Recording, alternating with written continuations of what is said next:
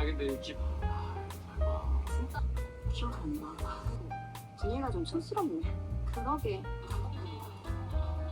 Hi guys, my name is Dancel and welcome to my PM shift. Today is March 16 and it's currently 1:03 PM and ang pasok ko is 2 PM. 1:30 ang endorsement namin. May 5 to 10 minute walk lang naman ako sa hospital. Today is Sunday, so meaning may wallings kami. Ginagawa namin yun sa OR since OR nurse ako para ma-maintain namin yung linis ng mga theaters and sterility since sterile area kami. Itong suit ko ngayon is outside clothes ko pa to, so magpapalit pa ako ng scrubs ko later. So yun lang naman guys, 1:05 na. PM shift talaga yung favorite shift ko kasi parang buo yung tulog. PM shift din ako kahapon so hindi sira yung tulog ko ngayon. Around 10 to 11 PM nakauwi na ako, matutulog na ako and nagising ako mga 8 AM. So hindi talaga sira yung tulog ko.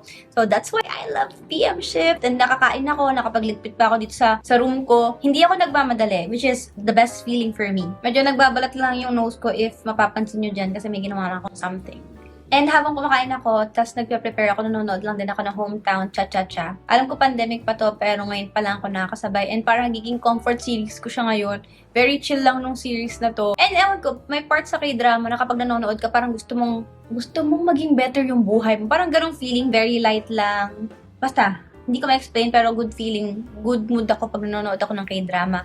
Compared sa mga American series na action, drama, ganyan. Mas chill lang talaga dito kaya ito yung mas pinapanood ko before shift para chill lang. So, yun lang. I'll take you guys with me today. Kasama ko kayo sa mga gagawin namin sa OR without breaching the patient's confidentiality, of course. Today is gonna be a good day. I love PM shift. Yung iba ayaw nila ng PM shift since parang wala ng social life. 2 to 10 PM kasi ang PM shift namin. So, parang hindi ka talaga makakalabas. But sa akin, okay talaga. Ang kailangan ko lang na social life yung time na kasama yung sarili ko. Doon ako nakapag-recharge ng social battery ko. So, for me, it's very good. Complete ang tulog. Nagagawa ko yung mga gusto kong gawin dito. And I'm not even rushing. So, I love it. Ang init lang talaga today. Ang init na ngayon since March na and wala naman akong aircon dito kay Serene. So, ang init lang. Let's start our day. Start our PM shift and I'm very excited for today. Ang goal ko is hindi ako magka-coffee. Hindi dapat ako magkakape ngayon. Or any drinks. Let's see.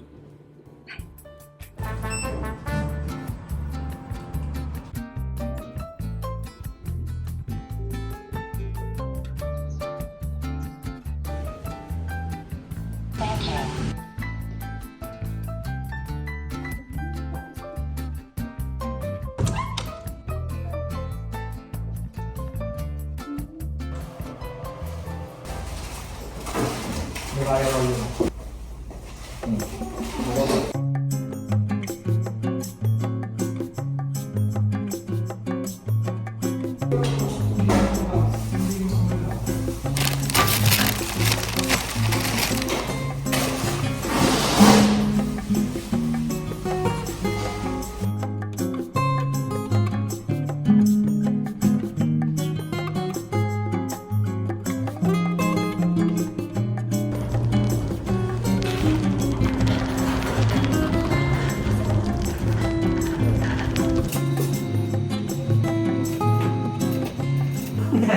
Sabi mo ba yan, sir?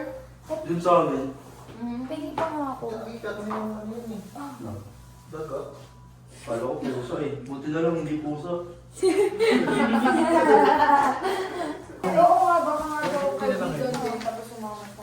Kasi nagbakasyon siya sa Boracay dahil yung friend niya ikakasal. Ang tagal na doon niya dun sa Boracay. Oo, March 1 pa lang. Tapos parang March 10 ata nawala. Or 11. Ano? Hindi ko alam paano na-discover eh. Umabang mo na ata. Ano ako baka? May nagreklamo. Baho ka! Sa may Ganun. simbahan, Abang Dead ito. sa inyo. abando na. So, Ang baho! kapag mo sa Facebook. ito yung Ano ba ba? Ganun daw yung reklamo. Baho. Kasi Sir, yun yung pala ano pala niya, no? First dose pala dito?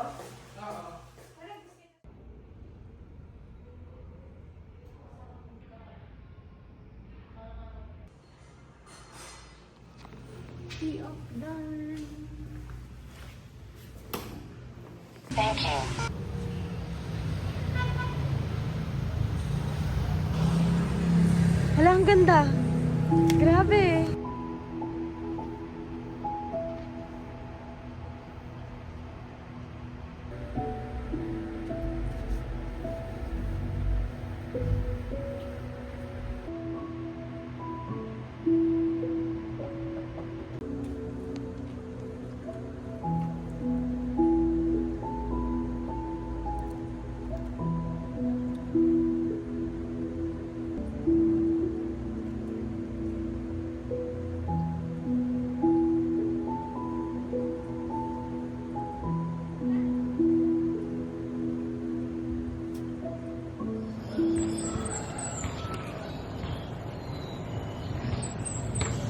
Hi guys! So today is April 12 and dito ako ngayon sa Bulacan.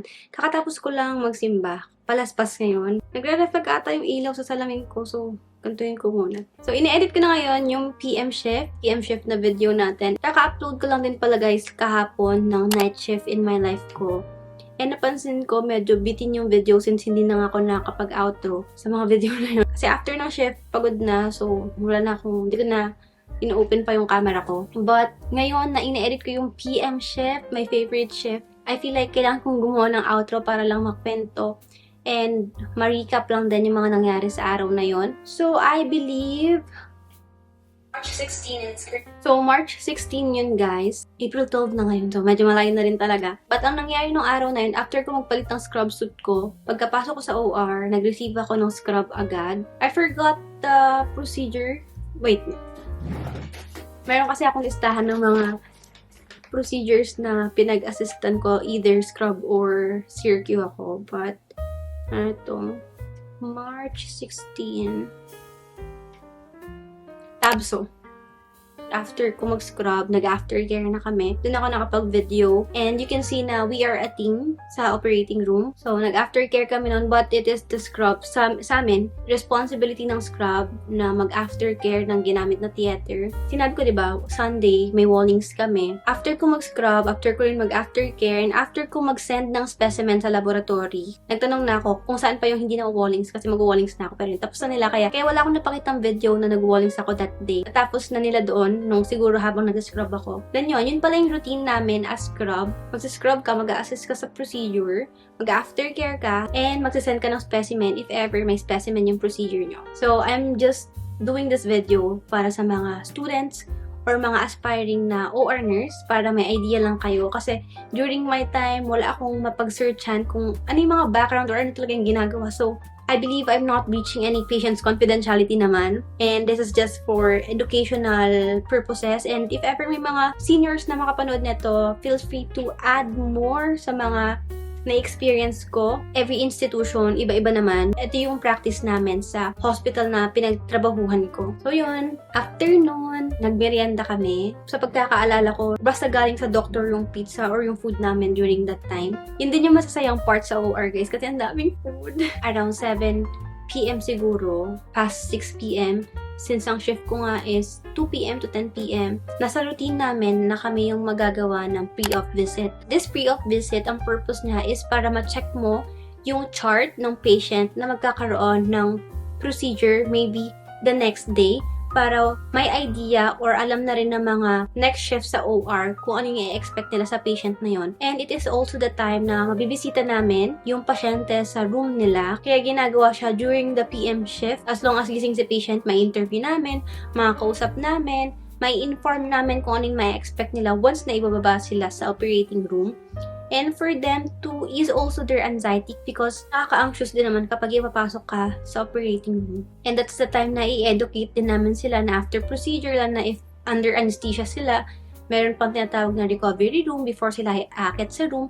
Yung mga ganong information, ini-inform namin sila para mabawasan yung anxiety nila. Kaya rin kami bumibisita sa room nila para kasama yung relatives sa pag-educate namin. So, both sila yung nai-inform, both sila yung nababawasan kahit papano yung level ng anxiety. Kapag nag-check kami ng chart, we make sure and we take note if may previous procedure ba yung patient na yon, ano yung mga contractions niya, ano yung mga abnormal lab results, kung cleared na ba siya, CP cleared na ba siya. More likely, ang procedure niyan is tomorrow. So, ipapasa namin siya sa next shift para hindi sila clueless sa kung anong i-expect sa bababang patient. Pero if ever tulog na rin si patient, of course, sleep is very essential. Kaya hindi na rin namin, or hindi na rin kami nagbabother, nagisingin sila. Ako, minsan, kung tulog yung pasyenteng binibisita ko during pre-op visit, at least yung relative nila. According dito, sa listahan ko, isang case lang ako noong March 16. Nakalista dito guys lahat from 2024, but I hope accurate yung nakuha kong data noong 2024 ng mga procedure na inassistan ko. May mga papers akong nabasa.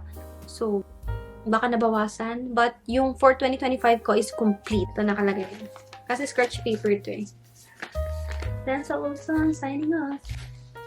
So, yun lang naman. And favorite ko talagang shift, ang PM shift. And after pala nun, nagpa-massage kami. So, ang kasama ko naman si Nick Pan, tsaka si Junisa. Si Junisa, galing pa siyang, hindi ko alam kung 8 to 5 yung shift niya noon or 6 to 2. Tapos inantay niya talaga kami matapos sa shift namin, which is 10 p.m. Tapos sabay-sabay kami nagpa-massage.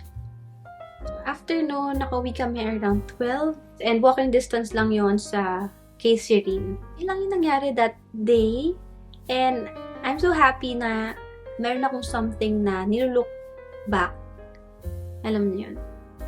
Yan lang. Yan lang naman yung purpose ng mga videos ko dito. And I know may mga ilang nagpaabang, which is I'm very, very grateful na na-appreciate nila yun. I'm filming myself since I was in college. And until now, tuloy-tuloy pa rin. You know, I don't make money from this right now. Ang gusto ko lang talaga is parang document ko yung buhay ko.